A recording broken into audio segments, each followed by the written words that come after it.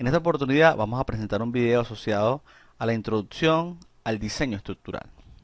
Específicamente, estaremos revisando el concepto del diseño estructural, proceso del diseño estructural, conceptos fundamentales, diseño por estados límites, acciones y sus efectos sobre las estructuras, combinaciones de carga, métodos de análisis, programas de cálculo estructural y normas para el diseño estructural.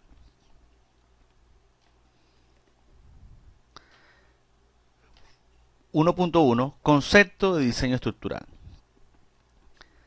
Se caracteriza por un proceso creativo mediante el cual se le da forma a un sistema estructural para que cumpla una función determinada con un grado de seguridad razonable y que en condiciones normales de servicio tenga un comportamiento adecuado. Es importante considerar ciertas restricciones que surgen de la interacción con otros aspectos del proyecto global. Las limitaciones globales en cuanto al costo y tiempo de ejecución, así como de satisfacer determinadas exigencias estéticas. Entonces, la solución al problema de diseño no puede obtenerse mediante un proceso matemático rígido, donde se aplique rutinariamente un determinado conjunto de reglas y fórmulas. 1.2. Proceso del diseño estructural. Tenemos la etapa 1, estructuración. En esta etapa se define principalmente el sistema estructural a utilizar. Se elabora un esquema preliminar con dimensiones, distancias, materiales, tipos de elementos y secciones. Etapa 2. Estimación de acciones. En esta etapa se identifican las acciones que van a actuar sobre el sistema estructural durante su vida útil. Entre estas acciones se encuentran, por ejemplo, las acciones permanentes, como la carga muerta, acciones variables, como la carga viva, y acciones accidentales, como el viento y el sismo. La etapa 3, una etapa muy importante que es el predimensionado. En esta etapa se realiza un predimensionado de los elementos que conforman la estructura tomando en cuenta el sistema estructural adoptado y las acciones que inciden sobre la misma. En esta etapa es fundamental la experiencia del ingeniero, ya que un predimensionado óptimo reduce el tiempo de análisis. Y esta es una etapa, por supuesto, que destaco debido a que cuando se está claro en los conceptos, hacemos un predimensionado realmente eficiente. La etapa 4 es la idealización de la estructura. Consiste en seleccionar un modelo teórico y analítico factible de ser analizado con los procedimientos de cálculo disponibles. Esto incluye definir materiales y secciones a utilizar, elaboración de un modelo plano o tridimensional que representa las principales características geométricas de la estructura, incorporando los elementos que la conforman con sus respectivas secciones y materiales asociados, tomando en cuenta el predimensionado realizado. Establecer las condiciones de unión entre los elementos y los vínculos de apoyo de la estructura. Y aplicar las acciones permanentes, variables y accidentales.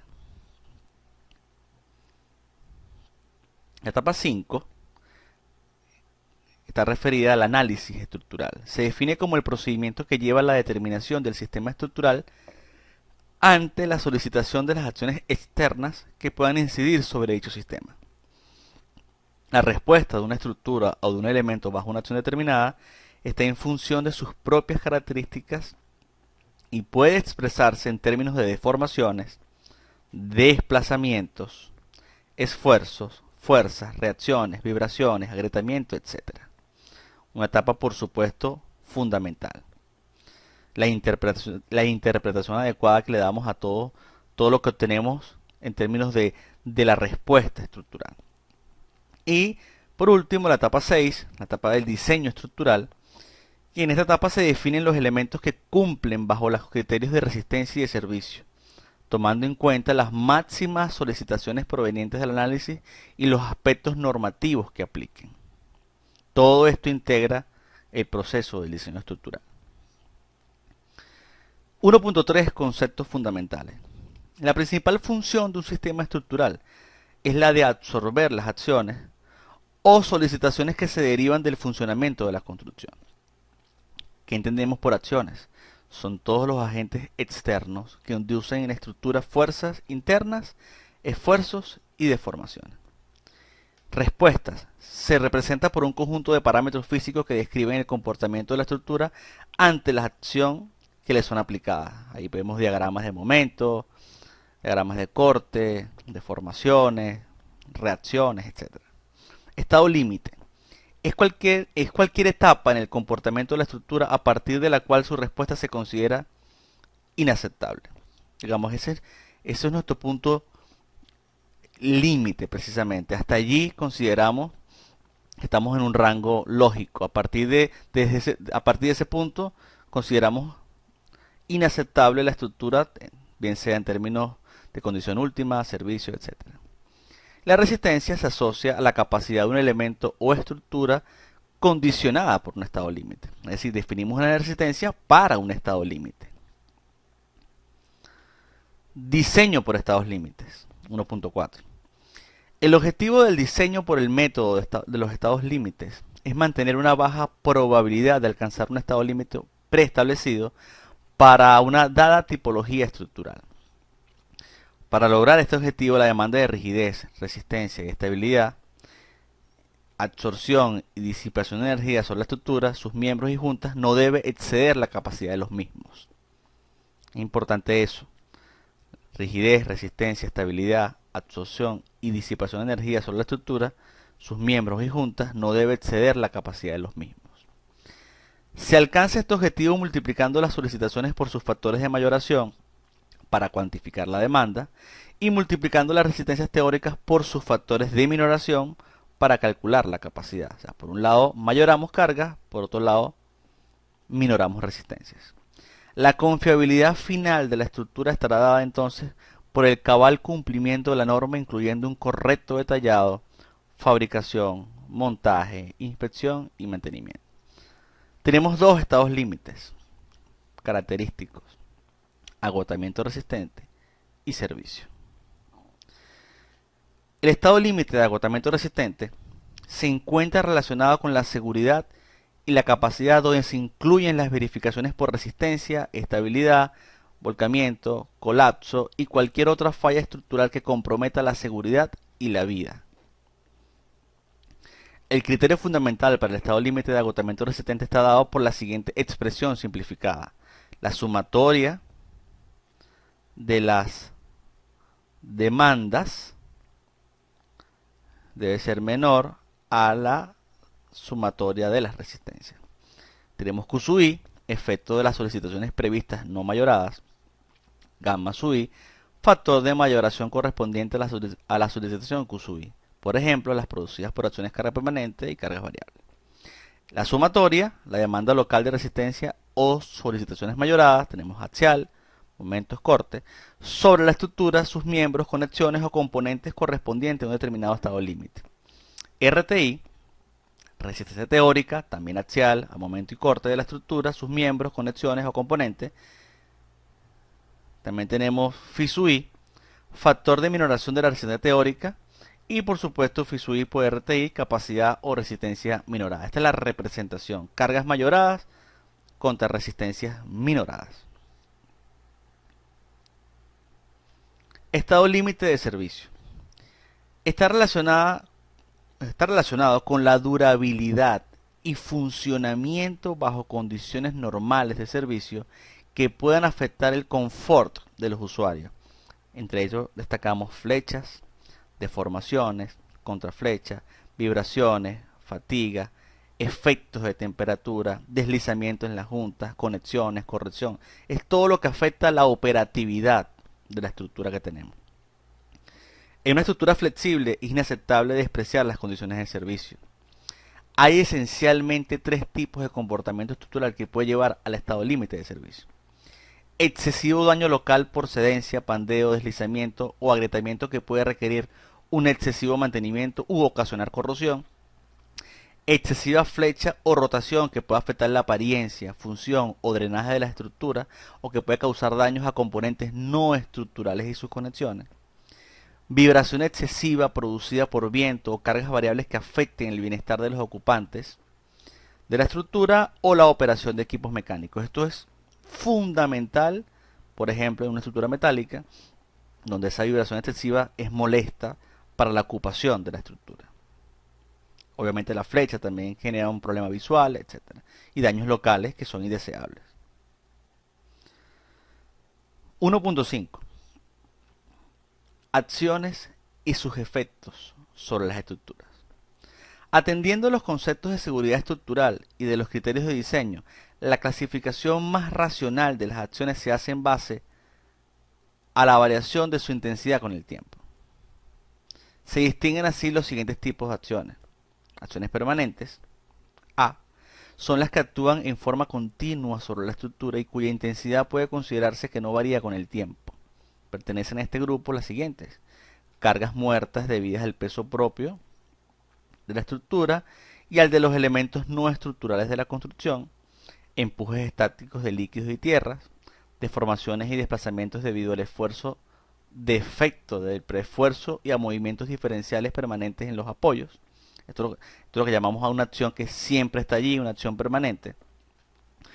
B. Acciones variables. Son aquellas que inciden sobre la estructura con una intensidad variable con el tiempo, pero que alcanzan valores importantes durante lapsos grandes. Se consideran las siguientes: cargas vivas asociadas al funcionamiento propio de la construcción y que no tienen un carácter permanente. Hablamos del uso propio de las personas, mobiliario, etcétera.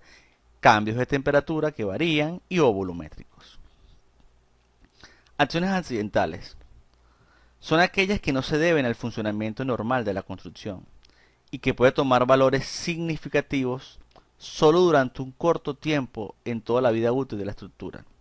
Al definir que es un corto tiempo, algo muy instantáneo, se consideran las siguientes: sismos, vientos, oleajes, explosiones, etcétera. Todo aquello que trabaje de forma muy puntual. Para evaluar el efecto de las acciones sobre la estructura, requerimos modelar dichas acciones, para la redundancia, como fuerzas concentradas, lineales o uniformemente distribuidas. Si la acción es de carácter dinámico, se puede proponer un sistema de fuerzas equivalente o una excitación propiamente dinámica.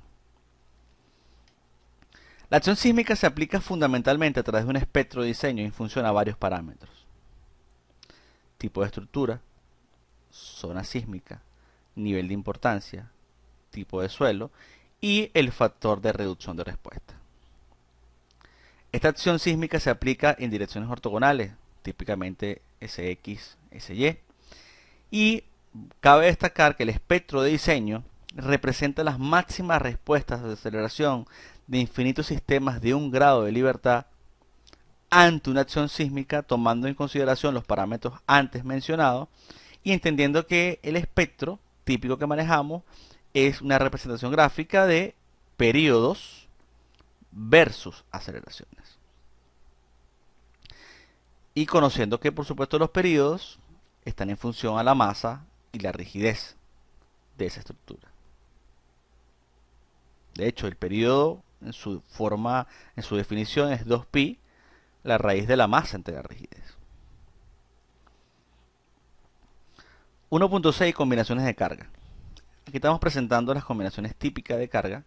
Estamos manejando CP, carga permanente; CB, carga variable; CBT, carga variable de techo; S a la acción sísmica; W a la acción del viento, wind; y gamma el factor de participación,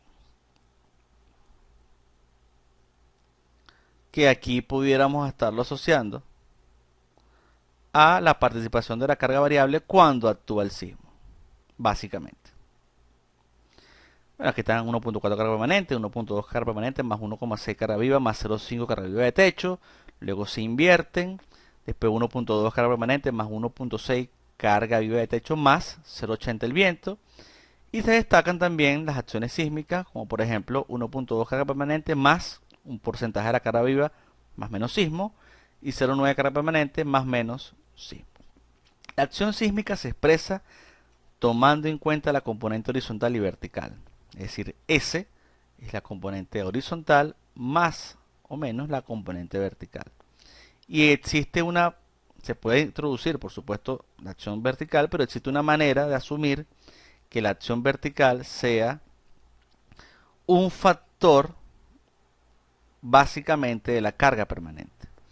Esto está asociado a el valor de la aceleración en el espectro para periodos cortos. Es decir, estamos hablando aproximadamente por acá. 0,2 alfa, en el caso de la norma venezolana es el factor de importancia, phi, que es un factor de corrección, beta asociado al suelo, A sub 0 asociado a la zona sísmica y esto es la carga permanente. En otras normas eso difiere un poco, pero a grosso modo es lo que se intenta hacer, es decir, tomar el valor, un valor representativo del espectro, que es un factor, y multiplicarlo por la carga permanente, y con ello se, digamos, se tiene presente esa acción vertical. En determinados casos es necesario aplicar una carga sísmica amplificada, dada por el factor omega sub 0, para el diseño de miembros especiales, conforme a los sistemas estructurales en acero sismo resistente. Es decir, en algunos casos, sobre todo para el diseño de las columnas, en determinados sistemas, como por ejemplo el pórtico resistentes a momento, esas columnas, en ciertas condiciones, debemos aplicarle factores de amplificación para su diseño, debido a que deben permanecer en el rango elástico cuando las vigas, por ejemplo, incursionan en el rango elástico. Estas son cosas que se pueden apreciar en los temas de diseño sismo resistente en acero, específicamente lo asociado a los sistemas estructurales, pórticos resistentes a momento, pórticos arrastrados concéntricamente, pórticos arrastrados excéntricamente, etc. Digamos que en la aplicación de esos sistemas se ve el uso de estas combinaciones con el sismo amplificado, que se abordan específicamente en esos casos. El sismo horizontal SH viene dado por sismos ortogonales que se combinan de acuerdo con uno de los siguientes métodos, puede ser cualquiera: la raíz cuadrada de la suma de los cuadrados de las solicitaciones correspondientes a cada dirección del sismo, y el caso B, el valor absoluto de las solicitaciones debidas al sismo en una dirección más 0,30 del valor absoluto de las solicitaciones debidas al sismo en la dirección ortogonal. Es decir, yo puedo hacer la raíz cuadrada de sismo x al cuadrado más sismo y al cuadrado, que es lo que realmente se recomienda, o puedo tomar sismo x más 0,30 sismo y sismo y más 0,30 sismo x. Cualquiera de las dos es válida.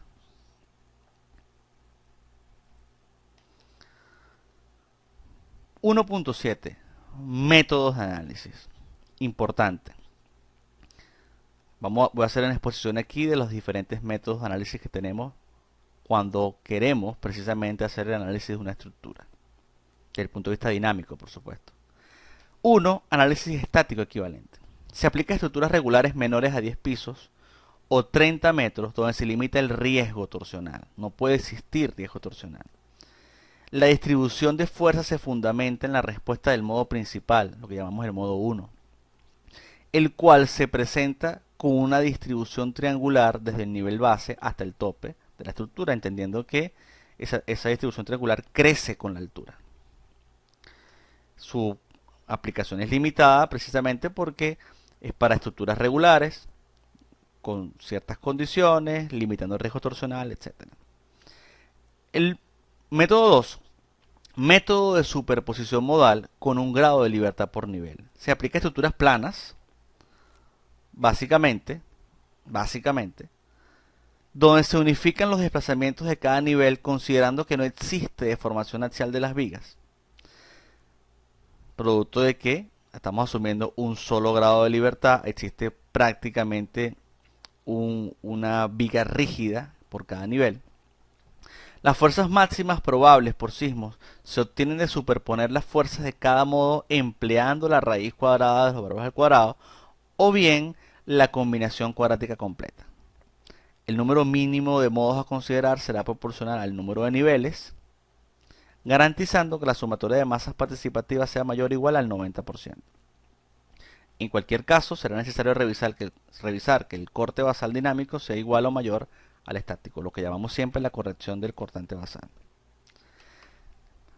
3. Método de superposición modal con 3 grados de libertad por nivel. Se aplica a estructuras espaciales, incluyendo el acoplamiento de las vibraciones traslacionales y torsionales de la edificación, y considera 3 grados de libertad para cada nivel, lo que llamamos un diafragma rígido. Las fuerzas máximas probables por sismos para cada dirección Se obtienen de superponer las fuerzas de cada modo empleando la raíz cuadrada de los valores al cuadrado, SRSS, o bien la combinación cuadrática completa CQC como en el caso anterior. El número mínimo de modos a considerar será equivalente a 3 veces el número de niveles, garantizando que la sumatoria de masas participativas sea mayor o igual al 90%. En el caso anterior era equivalente al número de niveles y aquí es 3 veces el número de niveles, pues estamos considerando 3 grados de libertad por nivel. Adicionalmente, debido a la incertidumbre en la ubicación de los centros de masa y rigidez, se considera una excentricidad accidental que varía generalmente entre el 5 y el 10% para diferentes normas del ancho de la planta perpendicular a la acción sísmica. En el caso de Venezuela se aplica el 6%. En cualquier caso será necesario revisar que el corte basal dinámico sea igual o mayor al estático. 4. Método de análisis dinámico espacial con diafragma flexible. Se aplica a estructuras espaciales que no poseen rigidez de conjunto en el plano suficiente para un comportamiento rígido. Las vibraciones traslacionales y torsionales se dan en función a la distribución de masas y rigidez en la edificación. Las fuerzas máximas probables por sismo para cada dirección se obtienen de superponer las fuerzas de cada modo empleando la raíz cuadrada de los valores al cuadrado, o bien la combinación cuadrática completa como también ha sido en los dos casos anteriores.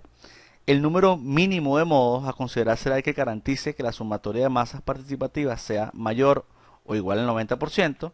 Aquí sí no amarramos al número de niveles porque en una forma flexible hay n cantidad de masas. Adicionalmente, debido a la incertidumbre en la disposición real de la masa ante acciones sísmicas, se considera una excentricidad accidental en el orden del 3% del ancho de la planta perpendicular a la acción sísmica. Pero al no existir un centro de masa, no podemos mover fácilmente ese centro porque no existe. De hecho, cada nodo tiene su masa. Lo que se hace entonces, digamos, la aplicación es, esto se hace modificando gradualmente la distribución de masas de cada nivel. En una planta tenemos la masa repartida para provocar una excentricidad del 3%. Intencionalmente modificamos esa masa para que se nos mueva digamos, la masa hacia un sector, se produzca una excentricidad al menos del 3% y con eso garantizamos estar en un espacio de soluciones factible ante un evento sísmico. En cualquier caso será necesario revisar que el corte basal dinámico sea igual o mayor al estático. 5. Método de análisis dinámico con acelerogramas. Se aplica a estructuras planas y o espaciales con un análisis mediante procedimientos de integración directa, lo que llamamos paso a paso, para acelerogramas representativos de la acción sísmica esperada en el sitio. Para el análisis se utilizarán al menos 4 acelerogramas o pares de acelerogramas. Si el análisis incluye la acción simultánea de las dos componentes horizontales del sismo, los acelerogramas a usar deberán tener un coeficiente de correlación adecuado. La respuesta dinámica probable se obtendrá de promediar las respuestas obtenidas para todos los acelerogramas del conjunto. En el análisis se deberán incluir los efectos P delta, debido a que tenemos importantes deformaciones. Los movimientos sísmicos a utilizar en el análisis podrán ser acelerogramas registrados o simulados mediante procedimientos reconocidos. El espectro elástico promedio de los acelerogramas del conjunto deberá aproximarse conservadoramente al espectro de diseño para el valor de R1 en el rango de los periodos propios de la estructura. Punto 6. Método de análisis estático inelástico. Constituye una opción adecuada para ser utilizada en conjunto con el método de análisis estático equivalente, a fin de obtener información sobre los mecanismos de falla, lo que llamamos rótulas plásticas, las demandas locales y globales de utilidad y la identificación de zonas críticas. Esto es lo que llamamos coloquialmente un pushover. El patrón de cargas estáticas laterales a aplicar se obtendrá proporcional a lo obtenido por el método de análisis estático equivalente para cada nivel. Digamos la fuerza, cómo se ha distribuido esa fuerza por cada nivel, actuando en forma monotónica y creciente. Es decir, este patrón de cargas estáticas laterales se va incrementando de forma monotónica y creciente hasta alcanzar la falla o estado de agotamiento de la estructura. La estructura será modelada considerando un comportamiento inelástico representativo de sus características mecánicas para cada miembro estructural, donde el patrón de cargas laterales inicia a partir del estado final de deformaciones y solicitaciones ante acciones gravitacionales. Tenemos una estructura deformada ante acciones gravitacionales y a partir de allí ejecutamos el patrón de cargas laterales. 1.8 Programas de cálculo estructural. Aquí estoy colocándole a ustedes a grosso modo los programas que se manejan a nivel internacional, los programas CSI, Bentley, Robot, otros como el CPCAT, muy bueno por supuesto, el Abacus. Aquí se destaca el SAP 2000, el ETAPS, el SAFE, la serie STAP, la serie RAN, la serie Robot Millennium. A grosso modo son los programas más usados a nivel internacional. 1.9, aquí estamos expreso un poco las normas para el diseño estructural. En el caso de las normas venezolanas, la norma sísmica 1756, las estructuras de acero 1618. Se destaca también, por ejemplo, la norma de concreto de 1753 con la propuesta actual de 2006. Aquí los pueden revisar. Y las normas internacionales, destacando la ICC 360, 341, 358, el ACI 318, el VC, la norma ACE, etc. Son las normas más representativas en el ámbito internacional. Con esto concluimos el video, culminando precisamente con el tema de las normas. Vimos los programas de cálculo estructural, métodos de análisis, combinaciones de carga, acciones y sus efectos sobre la estructura, diseño por estados límite, conceptos fundamentales, proceso de diseño estructural, y empezamos con lo que era el concepto de diseño